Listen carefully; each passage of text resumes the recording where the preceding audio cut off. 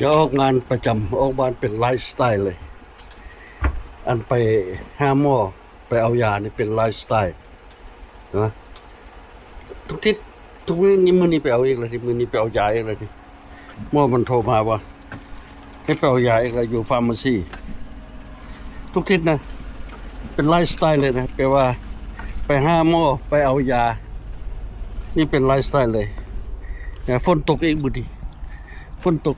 มันตกสุสโนที่บึงส่งมันตกให้สโนเมียวตกสุสโนให้มันเมียวหมดอากาศมันอุ่นมาแล้วเข้ามาแปลงอันนะเข้ามาแปลงอันนะอินเทอร์เน็ตให้ละ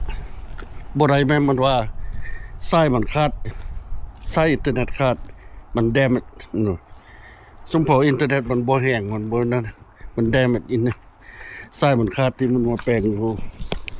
ข้างบ้านนี่แหละนี่มันเปลี่ยนนะมันเปลี่ยนเมาใหม่ให้เปลี่ยนมียังใหม่ให้หมดอยู่นี่แปลงข้างบ้านนี่ไส้มันขาดหรือว่าบ้านนี้ได้ดีแล้วบ้านนี้ห้าก็ได้มีอินเทอร์เน็ตไหมเลยโพสต์คลิปยังไงคลิปมันตัดไว้ตั้งแต่อันนะ2 อาทิตย์ละบ่ได้ลงบ่มีเน็ตมันสโลว์อัพโหลดดาวน์โหลดมียังบ่ได้จักอย่างบัดนี้ได้แล้วบัดนี้โอเคแล้วไว้ละสมพอแล้วเอาน้ำสมพอมันใส่บ่ได้เพราะว่ามันทรายมันขาดเด้ทรายมันแดมฟ้าลมแล้วอันน่ะสโนว์ตกลงมาใส่มันนะมันเลยแดมมันก็เอาใส่มันมีฟ้าลมแล้วไอ้มันเมียวสไลด์ลังคาไปลงไปใส่มันเลยคาดมันเลยติดมันติดแล้วไอ้ตัวเทือกนี้เข้าไปท่มมันเลยคาดไหมใช่มันเห็นได้คือบ่ได้แปลงได้ก็บ่ได้ไปเปลี่ยนบล็อกใหม่มาก็บ่ได้ลูกไปเปลี่ยนบล็อกใหม่มาก็ยังบ่ได้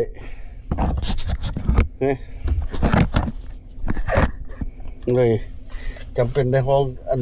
วีซ่าสปอร์ตมาคัมพานีมันมาจะให้ได้แล้วเมื่อกี้ที่มันมาผู้เดียวบ่พอกันชั่วโมงมันมีแนวยามเลยมันรู้จักมันเปลี่ยนไส้มาให้ปุ๊บมาเลยบักไวไหมบันนี้นะอัพโหลดทั้ง2 เครื่องพร้อมกันก็ยังได้บันนี้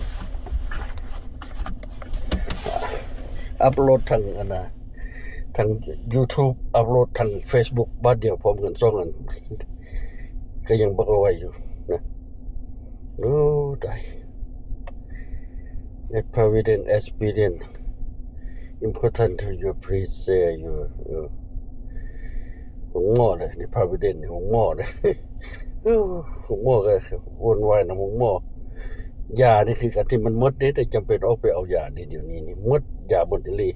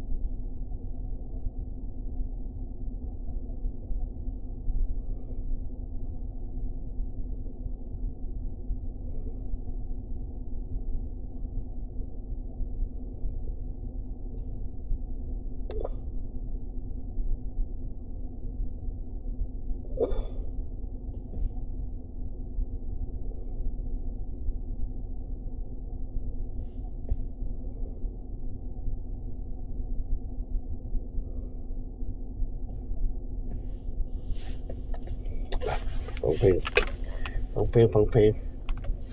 โพสต์เพลงลงวันนี้2 เพลงนะเพลงเก่าเลยพอโพสต์ใหม่ไม่เห็นใหม่พ ราะว่าเอาเพลงเคยห้องไว้แล้วนะมาห้องใหม่เพราะว่าดนตรีใหม่เห็นไหมเห็นดนตรีใหม่เห็นนะเลยมาห้องใหม่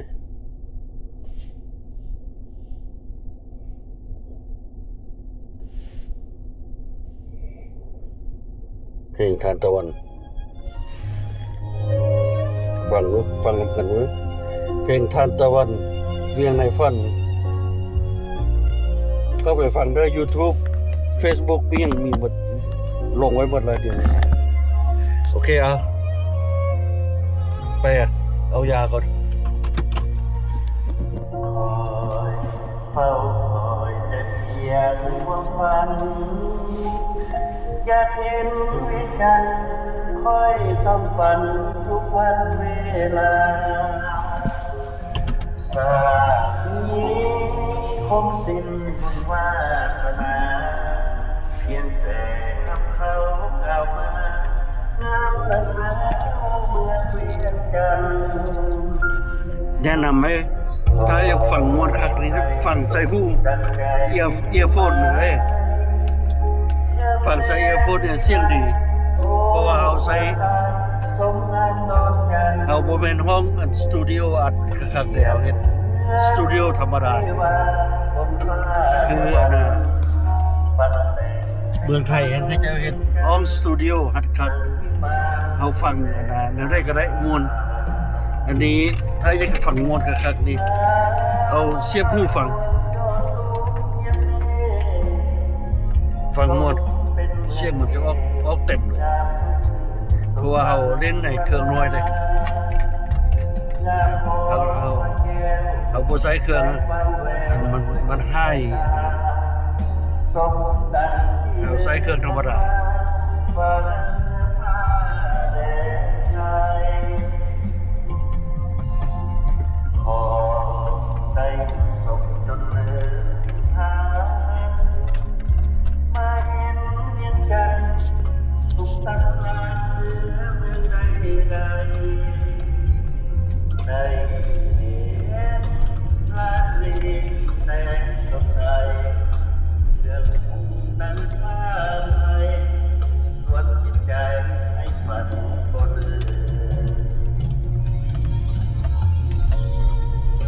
โอ้ลังนี่เกิดตีลังคาละ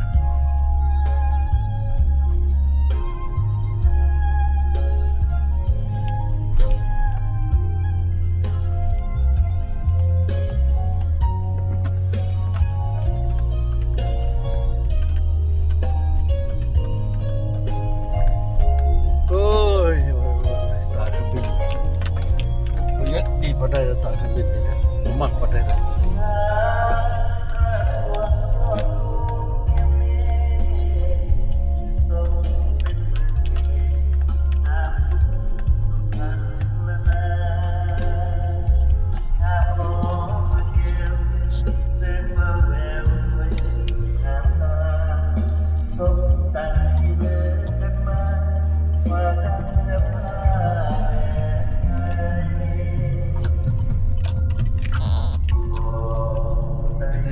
สมจังคือทินทา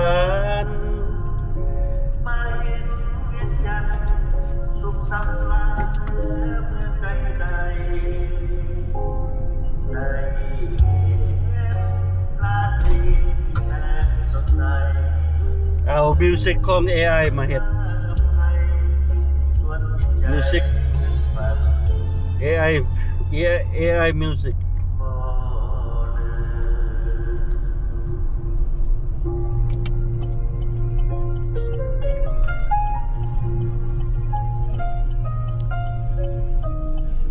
โอ้ดีใจได้เน็ตมาละได้อินเทอร์เน็ตมาละอินเทอร์เน็ตมาเองละมันลำบากไปอยู่เฮือนบ่มีแนวเฮ็ดเฮือนบ่มีอินเทอร์เน็ตเดี๋ยวบ่สร้างสิอยู่เลยบัดนี้เราติดมันบ่มีอินเทอร์เน็ตบ่สร้างอยู่กันเราเคยเฮ็ดได้นะทีวีก็เบิ่งบ่ได้นะคือบ่มีอินเทอร์เน็ตนะเพราะว่าเบิ่งทีวีเบิ่งนำทีวีเบิ่งนำอินเทอร์เน็ตหมดเด้ ทุกอย่างใช้อินเทอร์เน็ตหมดอยู่เฮือนบ่ได้ผ่านเคเบิลบ่ได้ผ่านเมี่ยงมาได้มันมานำลายอินเทอร์เน็ตเลย ทุกอย่างมาเบิ่งนำแอปหมดถ้าบ่มีอินเทอร์เน็ตมันก็บ่ได้เฮ็ดหยังแล้วผ่านมา2อาทิตย์แม่อินเทอร์เน็ตสโลว์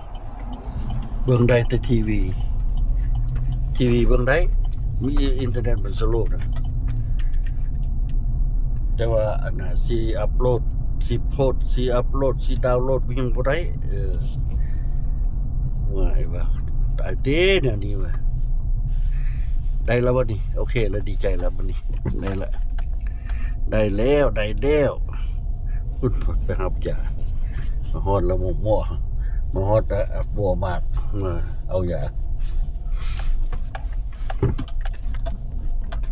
มาเอายา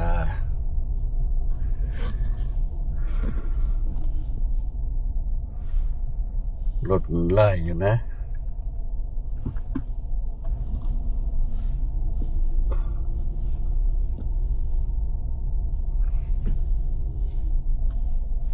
เข้าได้อยู่ใส่เบื้องนั้นเข้าได้อยู่เบื้องนั้นเข้าได้อยู่เบื้องนั้นเกิดพุ่นพักที่มีอยู่แฮนดิแคปพักกิ้งเนี่ย25นี่แฮนดิแคปพักกิ้ง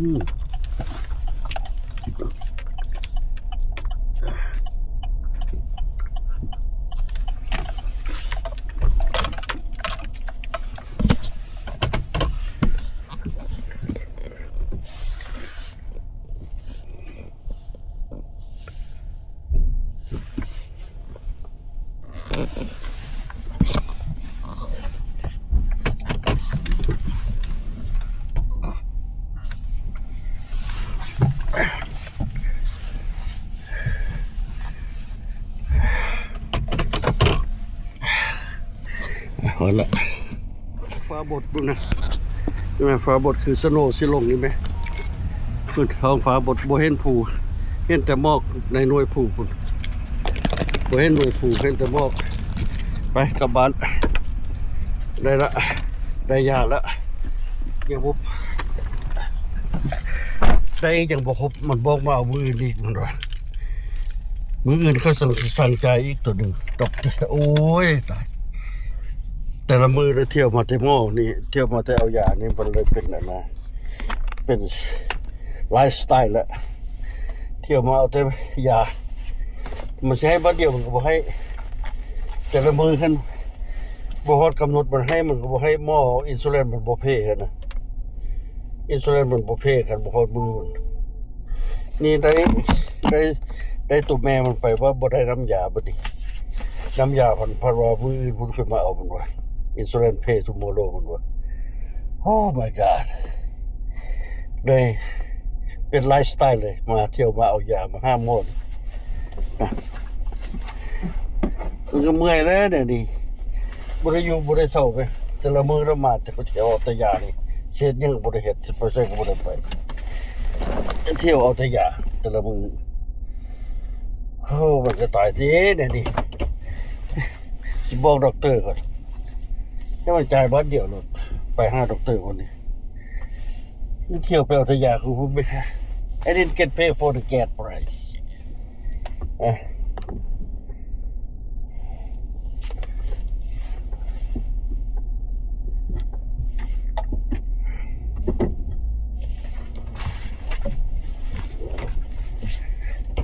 โอเคยากไม่ใช่รถใหญ่สตาร์ทำมันเขาได้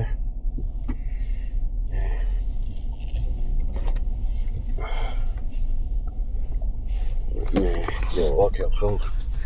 เนี่ยน้ำมันก็เปลืองขนาดนี้เที่ยวเบ้าแต่ยาดิ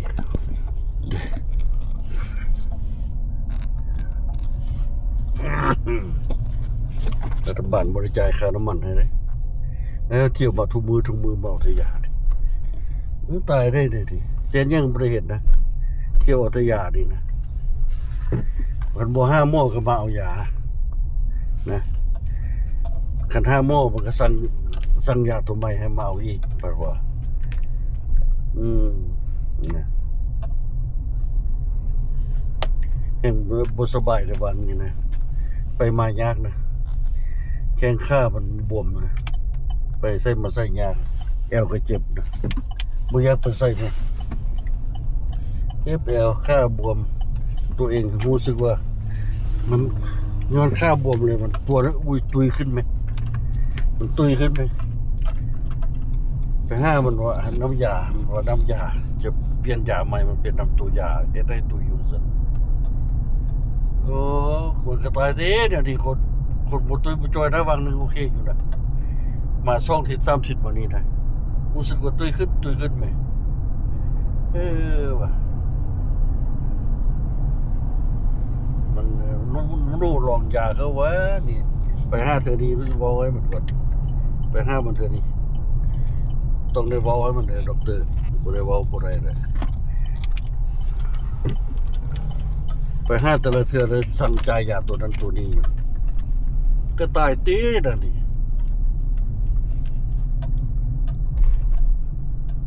เดี๋ยวหยุดไปห้าซะแล้วได้นี่มืออยู่เมืองลาวหยุดท่าหม้อแมงทุกอย่าง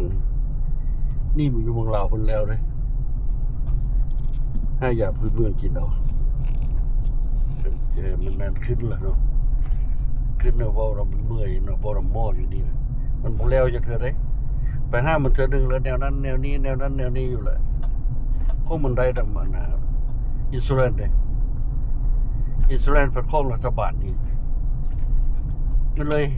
ลยดูทางเอาไหมหม้อก็ได้เอาเงินรัฐบาลนั่นธรรมดาเขาไปตกแต่นี่ควรสิแล้วนะบ้านเดียวมันบ่แล้วมันบ่ให้แล้วอย่างน้อยก็3-4เทื่อแหละมันจึงแล้วกันตกแต่นี่ไหนคันว่าเจ็บหนักได้น้อยนึงพอดี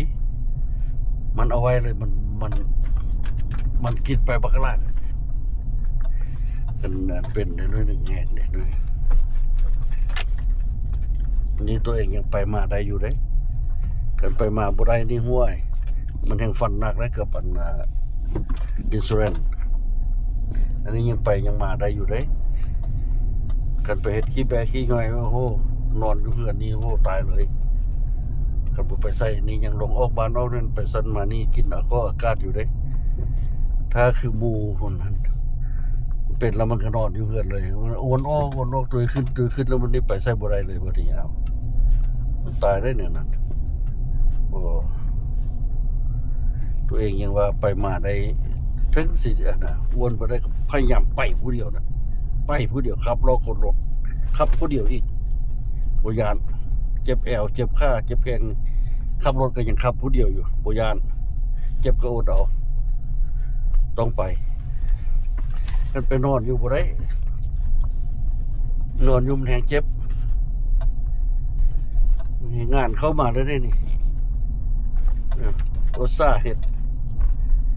มีงานเข้ามาไปเห็ดลังคอกลังขาเขาเห็ดเพดานบ้านเขาเจ้าอีกเดี๋ยวนี้เขาทักมาให้ไปบึงนะมีงานเข้ามาอีกแหละว่าสิบอรับงานนะก็เพิ่นนั่นน่ะคนรู้จักกันเนี่ยแหละก็เลยขึ้นกินใจบ่ได้ก็เลยเอ้าเฮ็ดบึงก็ค่อยเฮ็ดไปสิแหละตัวเองรู้สึกว่าบ่สบายก็ค่อยเฮ็ดไปบ่ให้เฮ็ดมือคือเสามีแห้งขึ้นไหมเท่านั้นแหละสิให้ไหวบ่ได้เด้ปรับมือเดียวแล้วบ่ได้ตัวเองบ่คือสานุ่มเด้นุ่มเขาเฮ็ดบึดปั๊บแล้วเด้เฮ็ดลังขานี่ตัวเองนี่อย่างน้อย2-3มือเป็นทิศพุ่นแล้วจึงแล้วคงเฮ็ดผู้เดียวเด้บ่ไปเฮ็ดนำละตอนนี้ไปเฮ็ดผู้เดียวมันลำบากใจไหมนายสร้าง2คนอยู่เสื้อ2ตัวอยู่ทำเดียวกันแล้วมันยากมันบ่เว้าแบบเดียวกันผู้ดึงเฮ็ดอันนึงผู้ดึงเฮ็ดอันนึงมันบ่ได้เฮ็ดผู้เดียวเข้าใจตัวเองเฮ็ดเวียกผู้เดียวมักได้ออกแบบได้ก็เฮ็ดตามตัวออกแบบได้มักอันนี้คัน2คนนายสร้างของ2คนเขาห้องเสื้อ2ตัวอยู่ทำเดียวกันอันนี้มันก็ไอเดียนึงเขาก็ไอเดียนึงมันเฮ็ดตรงกันบ่ได้หยังเลยโอเคเอามาฮอดบ้านเลยนี่ นอนบ้านแล้วนี่